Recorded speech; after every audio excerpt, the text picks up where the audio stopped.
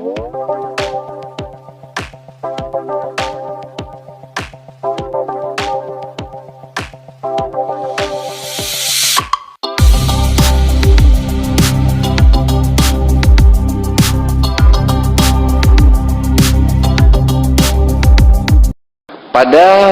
zaman dulu ada sebuah cerita yang begini mengatakannya. Ada seekor kambing yang mau dipotong. Nah, kemudian ketika kambing ini akan dipotong, kambing ini ketawa. Pernah dengar kambing ketawa? Nah, mirip suara Anda ini loh. Mirip. Ini tadi siapa yang nirukan itu? Mirip sekali. Kambing pertama ketawa ngakak-ngakak.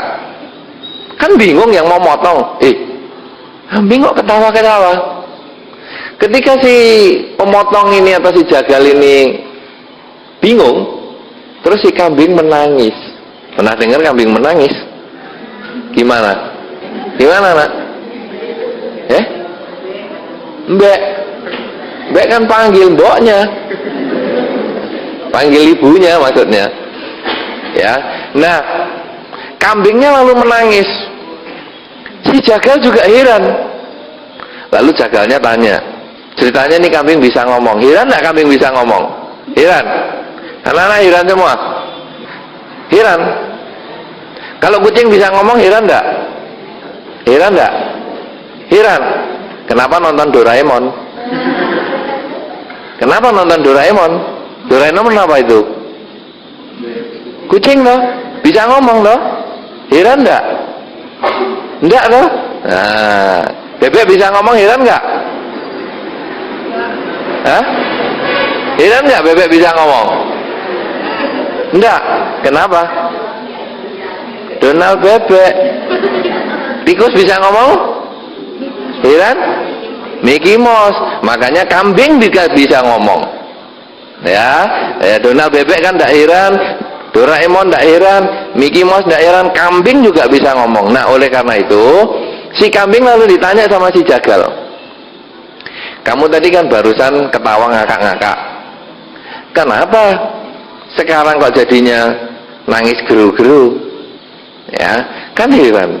Lalu si kambing menjawab, aku ketawa ngakak-ngakak karena saya ini sudah lahir 449 kali. Selalu jadi kambing dan dibeleh. Ini kelahiran saya yang ke-550 terakhir. Jadi saya happy. Ketika kamu mengangkat pedang atau golokmu ini, aku happy. Ini yang sudah 550 habis sudah. Jadi aku ketawa. Nah, kamu kan, kenapa kamu nangis? Karena aku ingat, aku lahir 550 kali jadi kambing dan digorok.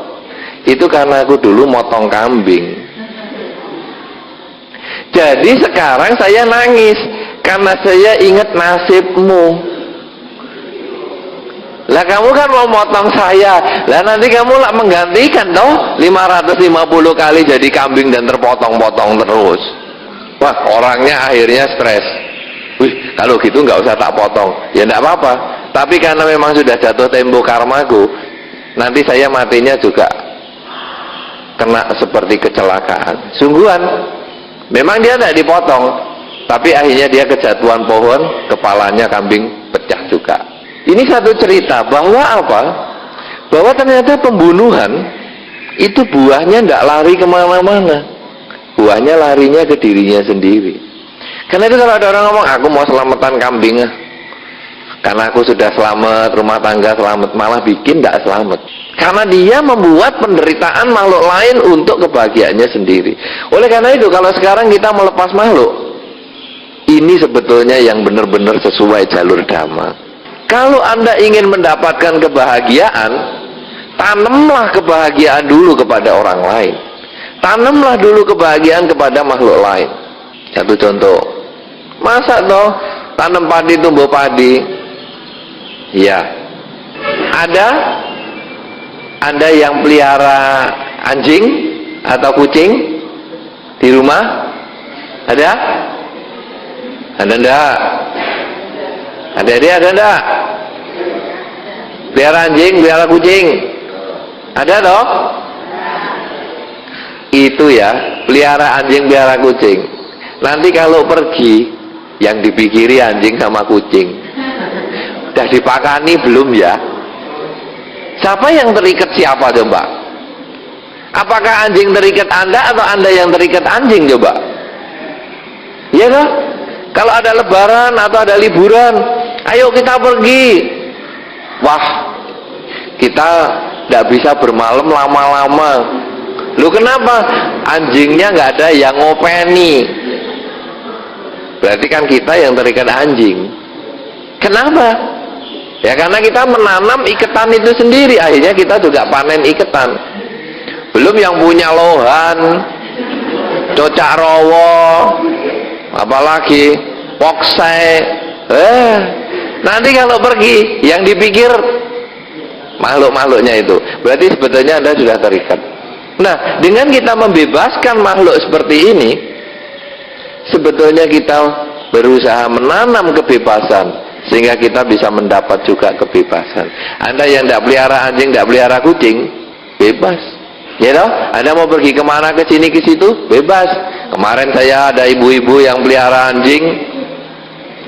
Anjing mau melahirkan. Yang susah sekarang bukan suaminya anjing, yang punya yang susah. Aduh Bante, ambil telepon, Bante ini kepalanya sudah kelihatan tapi kok nggak lahir Bante. Saya dibawa rumah sakit. Akhirnya yang bingung yang punya, bawa rumah sakit anjing. Entah dia apa, disuntik ini, disuntik itu, akhirnya lahir anjing normal. Ada yang punya anjing yang lain, Bante anjing saya sudah gereng-gereng tapi nggak lahir-lahir. Ya bawa lagi ke dokter, wah disesar Bante anjing saya. Loh anjing bang pakai sesar segala. Pernah dengar ada anjing disesar? Ada belum? Sekarang sudah ada. Sesungguh-sungguhnya ini sudah pengalaman yang ada sungguhan. Anjingnya nggak bisa lahir normal, bedah anjing. Jadi dokter anjing ini sekarang luar biasa. Ini semua adalah karena kemelekatan. Ketika kita bisa membebaskan makhluk, sebetulnya kita terbebas dari ikatan-ikatan seperti itu. Tetapi kebebasan makhluk ini hanya sebagai lambang. Lambang kita melakukan kebajikan. Di dalam Dharma, sebetulnya kebajikan itu ada beberapa macam. Pembebasan makhluk adalah kebajikan jenis yang pertama yang disebut kerelaan. Anda merelakan burung yang di bawah itu dilepas. Saya lihat burungnya bagus-bagus. Biasanya kalau di tempat lain emprit, di sini jalak, kutilang, wah, apalagi itu? Darah, tidak ada. Burung darah tidak ada toh? Tidak ada. Kutilang, jalak, pokoknya burung yang hebat-hebat. Biasanya emprit. Itu sebetulnya Anda adalah melatih kerelaan.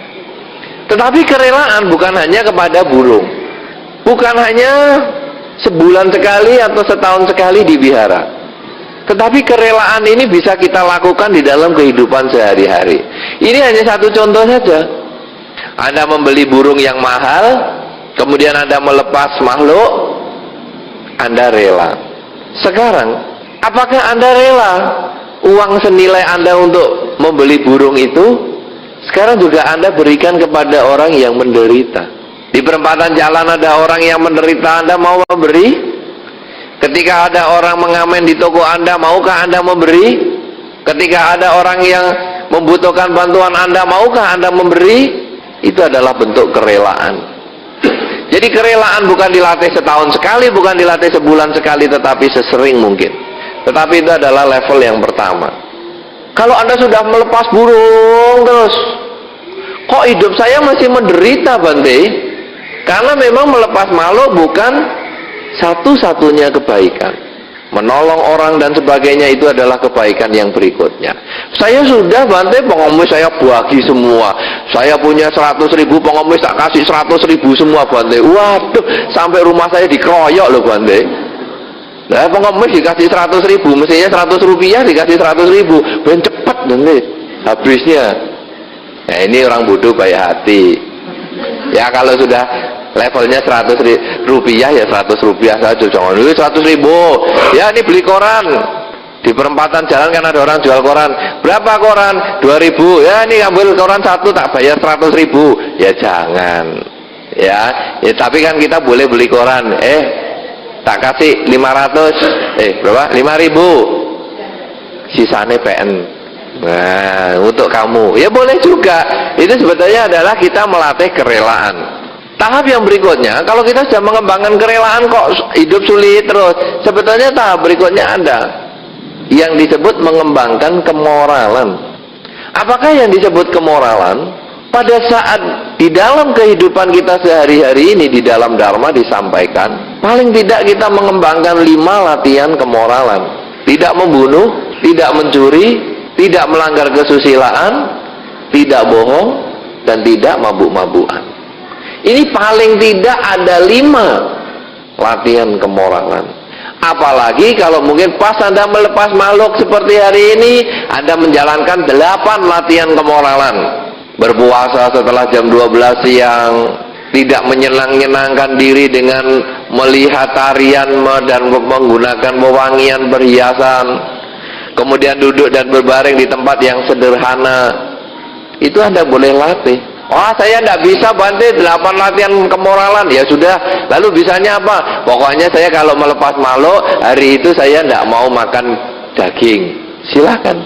Saya tidak makan daging Bante, tapi lemes ya Bante. Ya makan kuah, minum kuahnya aja Bante. Jadi saya kalau beli bakso, baksonya saya pinggirkan, saya makan minum kuahnya aja. Ya kalau memang itu kekuatan Anda ya silakan. Jadi semua sebetulnya kita bisa latih. Tapi sebetulnya latihan kemoralan ini yang bagus adalah 8 latihan kemoralan. Seminggu sekali ada latihan, boleh. Melepas makhluk seminggu sekali sambil latihan 8 kemoralan, bagus. Selain itu apa kemoralan? Anda rutin melakukan kegiatan yang bersifat ritual. Misalnya setiap hari, tiap pagi membaca parita. Siapa yang tiap pagi baca parita?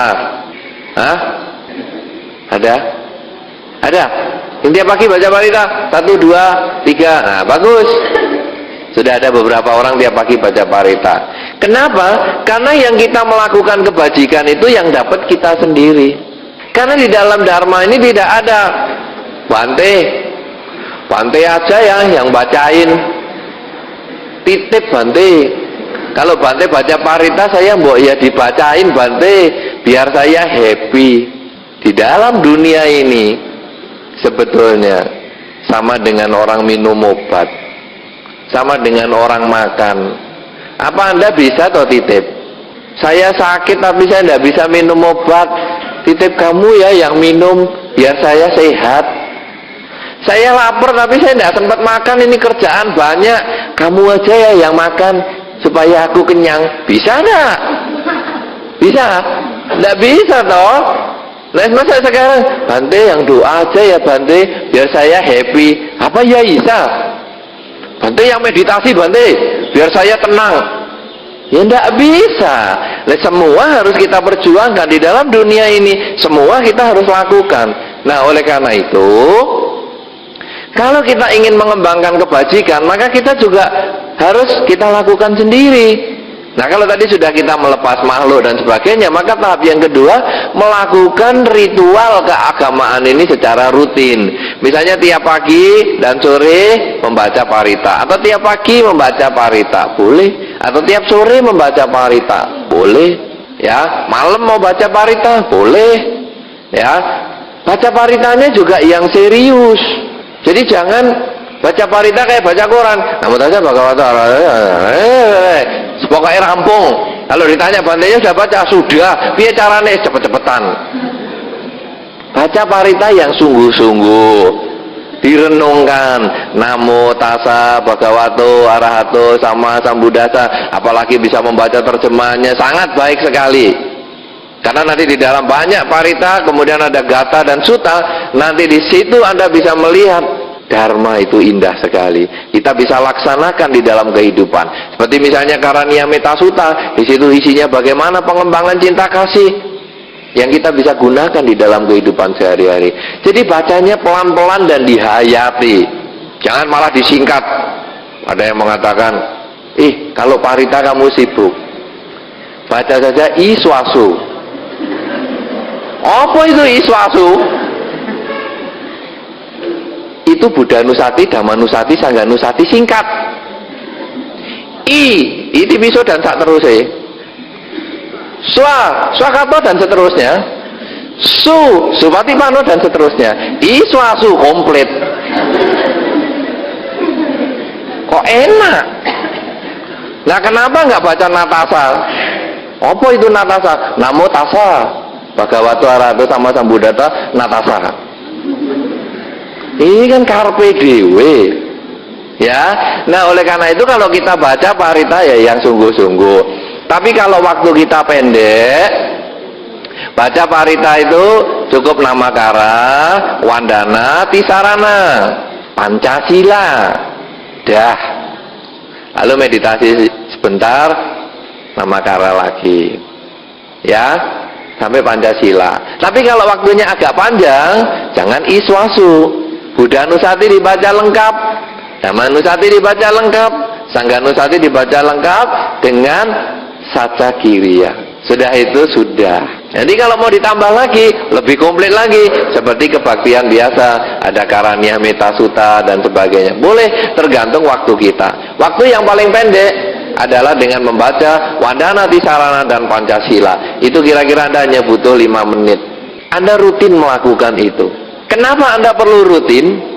Karena ini adalah bagian dari kemoralan tadi. Anda ada sesuatu yang bersifat ritual yang Anda kerjakan secara rutin. Karena dengan Anda mempunyai disiplin setiap pagi membaca parita, maka perilaku Anda ini pun dengan ada perenungan Dharma bisa berubah. Apalagi Anda mengerti artinya. Ya, saya sering membaca Sabbe Sata Bhavantu Sukhitata. Boleh, tapi ngerti artinya enggak? Kadang-kadang terlalu lancar. Sabbe Sata Bhavantu Sukhitata artinya pokoknya semoga semua makhluk bahagia, Bante. Tapi karena kurang menghayati, akhirnya kalau membersihkan semut, Sabbe Sata Bhavantu Sukhitata, Sabbe Sata Bhavantu Sukhitata, Sabbe Sata Bhavantu Sukhitata, Sabbe Sata Bhavantu Sukhitata. Lo nyelenti ilaler kok Sabbe Sata Bhavantu Sukhitata. Jewer anaknya Sabbe Sata Bhavantu Sukhitata. Ih nakalnya Sabbe Sata Bhavantu Sukhitata. Ini kenapa bisa terjadi begitu? Karena tidak menghayati Dharma. Jadi sudah seperti beo. Yang di bawah saya nggak ada burung yang dilepas beo. Beo ya begitu. Good morning, good morning, bungi-bungi ya good morning, good morning. Ini padahal Sabbe Sata itu kan artinya semoga semua makhluk berbahagia. Masa ada nyelentik laler semoga semua makhluk bahagia? Coba kalau Anda ucapkan semoga semua makhluk berbahagia, maka tindakan-tindakan seperti itu menjadi berkurang. Ini maknanya. Karena itu kalau kita punya rutinitas ritual, kita punya disiplin di dalam ritual, maka perilaku kita juga akan berubah. Apalagi kalau kita membaca parita pagi 15 menit, sore 15 menit, 1 hari setengah jam. Berarti kalau 1 bulan yang 30 hari, Anda seperti 15 jam melakukan kebajikan dengan ucapan, dengan perbuatan, dengan pikiran kita. Itu hanya disiplin ritual keagamaan. Selain kita melepas makhluk sebagai latihan kerelaan, kita juga melatih disiplin keagamaan yang bersifat kemoralan. Maka yang ketiga adalah kita mengembangkan meditasi atau konsentrasi pikiran kita. Kenapa demikian? Karena latihan yang pertama kerelaan dan kemoralan ini adalah latihan yang bersifat di luar. Orang ngomong, wih sembayangnya hebat loh itu, baca parita, waduh berjam-jam sak buku habis. Wih itu kalau namaskara ratusan kali, jidatnya sampai hitam. Itu ritual keagamaan. Tetapi orang yang paritanya hafal, jidatnya hitam atau dengkulnya sampai kapalan, itu belum jaminan orang yang baik. Makanya Anda akan sering melihat ada umat Buddha yang sudah dedengkot. Dedengkot itu sudah senior, kadang kelakuannya malah menjengkelkan tuh. Agama Buddha ini kan agama yang mengurangi keakuan, tapi kadang-kadang setelah menjadi umat Buddha, keakuannya malah bertambah, melebihi sebelum dia jadi umat Buddha. Loh, aku sing paling hebat, loh aku sing ora ono aku ora ono kabeh. Padahal di dalam dhamma kita adalah mengurangi keakuan. Oleh karena itu, inilah yang kita kendalikan dengan konsentrasi atau meditasi. Kerelaan. Walau nggak ada aku, nggak ada function loh, tidak ada pelepasan makhluk. Nah ini harus dibengkeli pikiran seperti ini. Oh, parita ini dulu zaman semua belum ada, cuma aku sendiri yang baca parita di wihara ini. Ini juga pikiran harus dibengkeli. Caranya bagaimana membengkeli? Dengan kesadaran, menyadari bahwa hidup sebetulnya adalah saat ini. Saya yang tadi adalah saya yang pernah hidup, tapi saya sudah tidak hidup. Saya yang nanti saya akan hidup, tapi saya belum tentu hidup. Hidup adalah sesungguhnya saat ini. Kalau sudah hidup saat ini, saya yang dulu, saya yang mendirikan function, saya dulu yang baca parita sendirian, itu kan saya yang dulu. Itu hanya menjadi kenangan dan pelajaran untuk saya perbaiki di masa yang sekarang. Sebaliknya saya yang nanti akan jadi begini, itu yang nanti menjadi rencana, tapi tetap perilaku saya yang sekarang yang saya perbaiki. Meditasi sebetulnya adalah mengarahkan pikiran untuk selalu sadar saat ini saya sedang apa, sehingga manusia bisa menjadi terbebas dari kesombongan, terbebas dari ketamaan, terbebas dari kebencian, karena batinnya telah bersih dari kegelapan batin. Oleh karena itu, Anda yang sudah membaca parita, Anda yang sudah sering function, coba ditambah dengan meditasi. Karena tiga perilaku ini, kerelaan, kemoralan, dan konsentrasi, itu tidak bisa dilepaskan dari perilaku seorang umat Buddha. Umat Buddha bukan hanya umat yang sering function. Umat Buddha bukan hanya umat yang sering kebaktian. Umat Buddha bukan hanya umat yang sering meditasi. Tetapi umat Buddha adalah yang sering melakukan ketiga hal itu. Kerelaan, kemoralan, konsentrasi. Tiga hal ini tidak bisa dilepaskan satu dengan yang lainnya. Aku senang agama Buddha adalah karena meditasinya. Aku nggak mau baca parita, aku nggak mau upacara-upacara, pokoknya aku meditasi. Ini juga bukan umat Buddha yang benar. Aku umat Buddha function, pokoknya kalau function aku ikut, kalau baca parita aku ogah. Ini juga bukan umat Buddha yang benar. Aku umat Buddha baca parita, meditasi kesel, function emoh. Ini juga bukan umat Buddha yang benar. Karena tiga-tiganya ini harus Anda lakukan bersama. Dan apa manfaatnya kalau kita melakukan?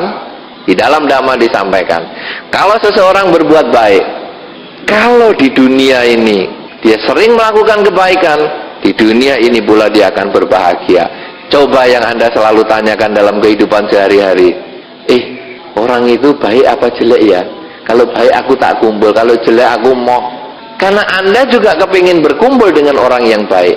Orang yang baik di dalam Dhamma adalah yang mereka melakukan kerelaan, kemoralan, dan konsentrasi.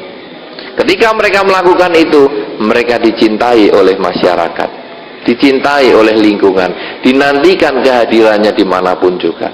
Kemudian di dalam Dhamma disampaikan berikutnya, kalau setelah mati ada surga, orang yang baik ini mempunyai kesempatan untuk terlahir di alam surga. Tapi kalaupun tidak ada surga, orang ini sudah berbahagia di kehidupan ini. Sebaliknya kalau orang yang melakukan kejahatan, tidak mengembangkan kerelaan, tidak melakukan kemoralan, tidak melaksanakan meditasi, maka di dalam kehidupan ini pun dia mengalami penderitaan. Setelah mati, kalaupun ada alam menderita, dia punya kesempatan untuk terlahir di alam menderita. Oleh karena itu saudara-saudara, marilah kita bersama-sama melepas makhluk. Tetapi kita juga hendaknya jangan hanya berhenti pada melepas makhluk. Marilah kita juga mengembangkan kemoralan. Paling tidak 5 kemoralan: tidak membunuh, mencuri, melanggar kesusilaan, bohong, dan mabuk-mabukan, dan juga marilah kita mengembangkan konsentrasi di dalam meditasi, paling tidak sering mengucap di dalam hati, semoga semua makhluk berbahagia, semoga semua makhluk berbahagia. Ucapkan kalimat ini sepanjang hari ketika Anda tidak sibuk, ketika Anda sedang berjalan, ketika Anda sedang duduk, ketika Anda sedang berdiri, sedang berbaring, selagi tidak tidur. Seringlah ucapkan, semoga semua makhluk berbahagia. Dengan demikian, di dalam kehidupan ini Anda akan berbahagia. Setelah kehidupan ini pun, kita punya kesempatan untuk terlahir di alam bahagia. Di dalam Dhamma disampaikan, seseorang akan berbahagia di dalam kehidupan ini. Seseorang akan berbahagia setelah kehidupan ini. Mereka yang mengembangkan kebajikan, mengembangkan kerelaan, kemoralan, dan konsentrasi akan memperoleh kebahagiaan di dalam setiap kehidupan. Semoga Anda semua selalu bersemangat di dalam mengerjakan kerelaan, kemoralan, dan konsentrasi. Semoga Anda berbahagia sesuai dengan yang Anda harapkan. Semoga semua makhluk baik yang tampak maupun yang tidak tampak akan memperoleh kebaikan dan kebahagiaan sesuai dengan kondisi karmanya masing-masing. Sabe sata bawantu sugitata.